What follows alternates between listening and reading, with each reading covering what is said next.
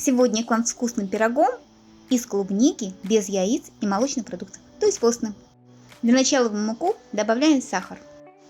Теперь добавляем ванилин, разрыхлитель, какао, порошок и хорошо перемешиваем наши сухие ингредиенты. Теперь мы в компот или сок добавляем мед, растительное масло и перемешиваем тщательно все. Вливаем наши жидкие ингредиенты в сухие и тоже снова опять все тщательно перемешиваем. В наше тесто мы добавляем клубнику, перемешиваем. А еще мне захотелось добавить ананаса, кубиками нарезаем и туда же все перемешиваем. Выливаем форму и ставим в духовку при температуре 180 градусов. У меня было 40 минут. Смотрите за своей духовочкой. Готовность проверяем палочкой. Даем остыть. Дальше украшаем, как только остыл. Заливаем глазурью горький шоколад растопленный.